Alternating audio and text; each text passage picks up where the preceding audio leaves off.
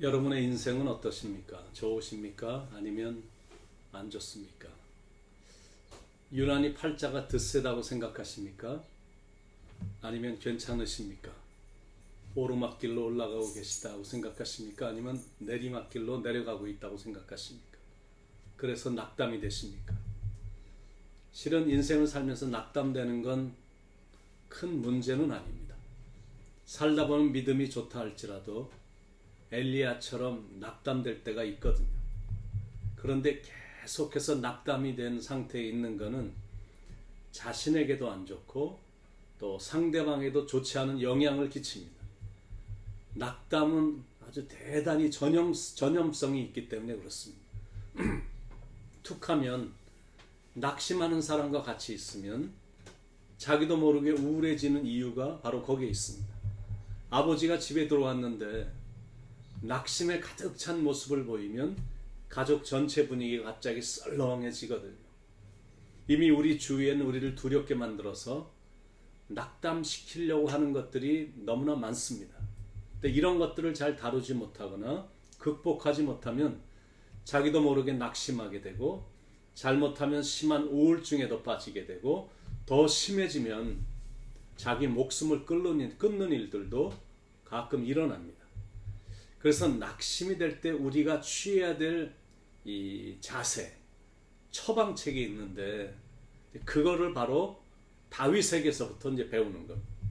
다윗에게는 적들이 유난히 많았습니다. 단순히 블레셋 사람들만 적이 아니었습니다. 사울 왕도 적이었고 부하들 중에서도 적들이 있었고 게다가 친아들 압살롬도 적이었습니다. 시편 3편 거기에 부제가 이렇게 써 있는데 부제를 보면 다윗이 그 아들 압살롬을 피할 때 지은 시라고 되어 있습니다. 아들 압살롬이 아버지 다윗을 반역을 해서 반란을 일으키므로 노년이 된 다윗이 아들 때문에 도망을 가야 되는 비참한 일이 일어난 겁니다. 1절에 여호와의 나의 대적이 어찌 그리 많은지요. 일어나 나를 치는 자가 많으니이다.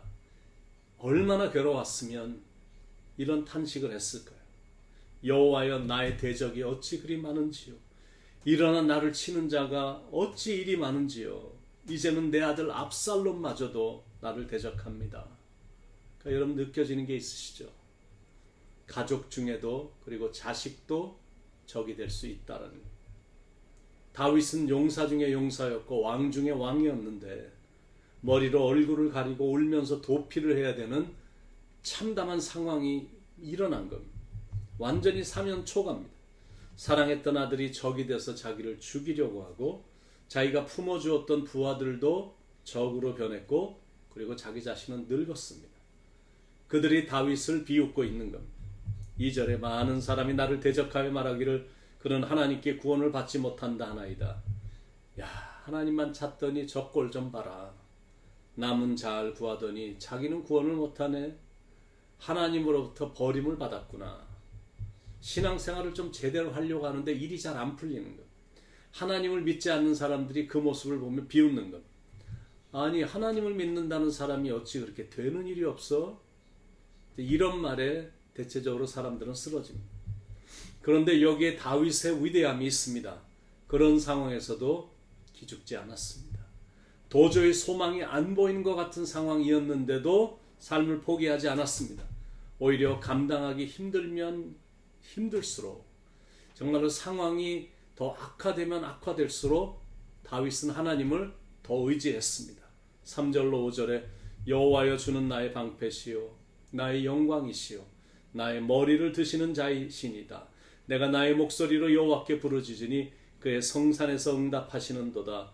내가 누워 자고 깨었으니 여호와께서 나를 붙드심이로다. 내가 부르짖을 때 하나님은 응답해 주실 줄로 믿습니다. 내가 기도할 때 나를 붙드시며 지키시고 보호하실 줄 믿습니다. 하나님은 다시 왕권을 회복시켜 주실 줄로 믿습니다. 그러니까 이 신앙을, 이런 믿음을 우리도 배우자라는 겁니다.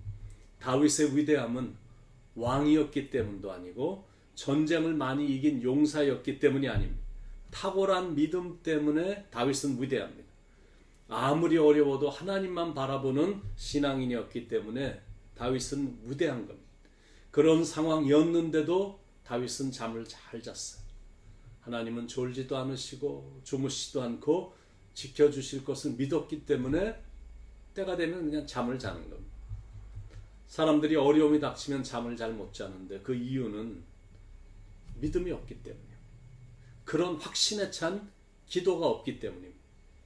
If you cannot sleep, 여러분이 잠을 잘 수 없다면 Don't count sheep. 맨날 눈을 감고 이렇게 양이나 한 마리 한 마리 세면서 이렇게 잠을 청하려고 하지 말고 Talk to the shepherd. 목자와 이야기하라라는 것. 여호와는 나의 목자시니 내가 부족함이 없으리로다. 이 믿음이 필요합니다. 때때로 우리의 인생에 절망감이 찾아올 때가 있습니다. 주위에 있는 사람들이 자꾸 절망감을 주고 실망감을 주고 그래서 이렇게 discourage, 이렇게 용기가 잃어버려지려고 할 때가 있거든요. 그리고 인생이란 이렇게 날씨처럼 항상 좋지만은 않습니다. 올라갈 때가 있으면 내려갈 때도 있고 건강할 때가 있으면 약해질 때도 있고 사업이 잘 될 때가 있으면 또 기울어질 때도 있거든요. 그럴 때 다윗처럼 좌절하지 말자, 의심하지 말자, 두려워하지 말자, 용기를 잃지 말자. 절망의 순간에도 오히려 사람들 보란 듯이 하나님을 더 높이고 하나님을 힘있게 찬양하자. 이런 믿음과 확신이 필요하다라는 겁니다. 다윗이 이런 믿음의 사람이 될 수 있었던 건 하나님과 늘 동행했기 때문이거든. You don't know me, you don't know God. 너는 나도 모르고 그리고 내가 섬기는 하나님도 모르는데 As long as I know that He is with me, 하나님이 나와 함께 하신다는 걸 내가 알고 있는 한 I will be fine. 나는 괜찮을 거야. 다윗은 자기가 섬기는 하나님을 분명히 알았고 그분을 체험했기에 어떤 상황에서도 흔들리지 않았습니다. 6절에 천만인이 나를 에워싸 진친다 하여도 나는 두려워하지 아니하리이다. 임마누엘 하나님, 내 삶의 방패가 되신 하나님, 구덩이에 빠져도 건져주신 하나님, 악인들을 부끄럽게 하신 하나님, 그들의 뺨을 때리시면서까지 그들의 악한 계획을 무산시키시는 능력의 하나님, 그 사실을 다윗은 확신했기 때문에 이렇게 외친 겁니다. 7절 8절 여호와여 일어나소서, 나의 하나님이여 나를 구원하소서. 주께서 나의 모든 원수의 뺨을 치시며 악인의 일을 꺾으셨나이다. 구원은 여호와께 있사오니 주의 복을 주의 백성에게 내리소서. 낙담이 되십니까? 때때로 좌절이 되십니까? 거기에 주저앉아 있지 말고 주님의 손을 붙잡고 힘있게 일어나시기 바랍니다. 주님과 동행을 하는데 사람들의 비판이 뭐가 두렵냐라는 것. 그런 확신만 내 안에 들면 실패에 대한 두려움도 없어지고 질병에 대한 두려움도 없어지고 바이러스에 대한 공포도 없어지고 내일에 대한 불안함도 없어집니다. 좋으신 하나님이 선하게 인도해 주실 것이다라는 믿음이 있기 때문입니다. God surrounds me. 나를 감싸주시는 하나님. God sustains me. 나를 붙들어 주신 하나님. God saves me. 나를 구원해 주시는 하나님. 우리가 섬기는 하나님이 그런 분이시니 그분의 손을 잡고 그분의 신실하심을 믿고 나가는 겁니다. 찬송가의 하늘 가는 밝은 길이 내 앞에 있으니, 이 찬양 여러분들이 잘 아시죠? 1892년 초창기 선교사로 한국에 와서 48년 동안 일하다가 미일 전쟁이 터지자 일본인에 의해서 추방된 윌리엄 스왈런 목사님이 지은 시입니다. 100년 전 우리 한국은 지독히도 가난했거든요. 그리고 비참했습니다. 특히 초대교회 한국교회는 가난한 서민층과 가난한 부녀자들로 주축을 이루었습니다. 한국 여인들의 이 한 맺힌 눈물의 생활을 보고 이 가난과 눈물을 견딜 수 있는 힘은 오직 하늘 가는 밝은 길, 저 높은 곳을 바라보는 데서 올 수밖에 없음을 한국 교인들로 하여금 찬송을 부르게 함으로 알기 위해 지은 시입니다. 하늘 가는 밝은 길이 내 앞에 있으니 슬픈 일을 많이 보고 늘 고생하여도 하늘 영광 밝음이 어두운 그늘 해치니 예수 공로 의지하여 항상 빛을 보도다. 여러분, 하늘을 바라보는 것, 그리고 예수님을 바라보는 것, 그럴 때 예수 공로 의지하여 현재의 슬픈 일과 고생을 거뜬히 이길 수 있습니다.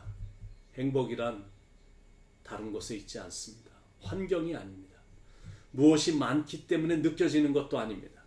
슬픈 상황 속에서도 행복을 느낄 수 있는 비결은 행복의 근원 되시는 예수님이 나로 하여금 행복을 느끼게 해주시기 때문에 행복한 겁니다.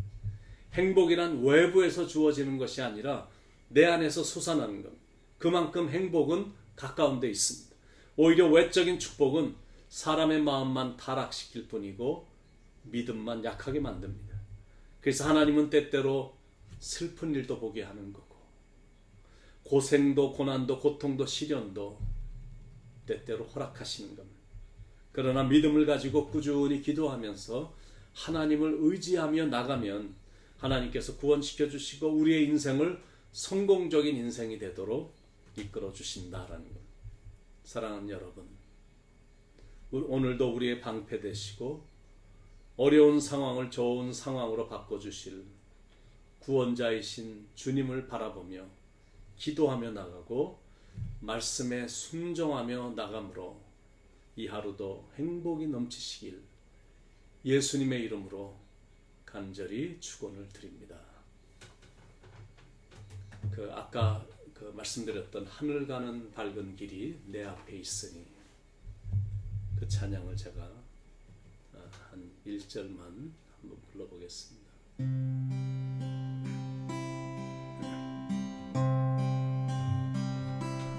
하늘 가는 밝은 길이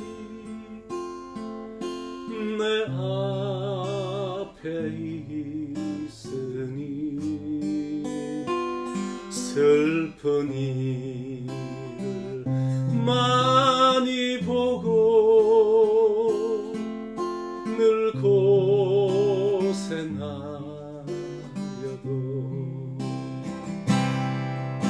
하늘 영광 밝음이 어두운 그늘 해치니 예수 공로 의지하여 항상 빛을 보고 나는 부족하여도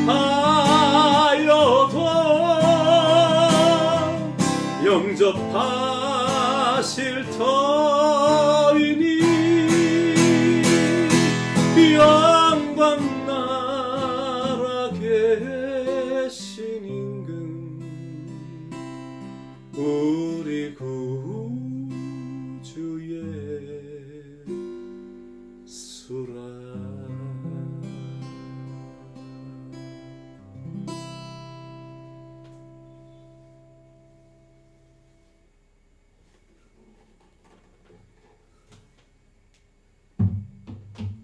사랑하는 하나님, 슬픈 일도 경험이 되고 마음이 아픈 일도 생기고 이런저런 일로 인해 낙담되고 낙심될 때가 있지만, 그러나 우리는 예수님의 거룩한 피의 공로를 의지하여 힘있게 일어나게 하시고 거기서 주저앉아 있어서 계속 절망의 늪으로 빠지는 그런 인생이 아닌 힘차게 주님을 의지하면서 일어나 헤쳐나와 힘차게 걸어가고 또 힘차게 달려가는 그런 능력의 주의 종들이 되도록, 주의 백성들이 되도록 인도하여 주시옵소서.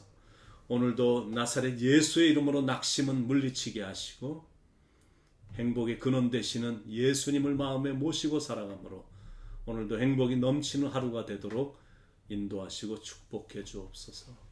예수님의 이름으로 간절히 기도드립니다. 아멘.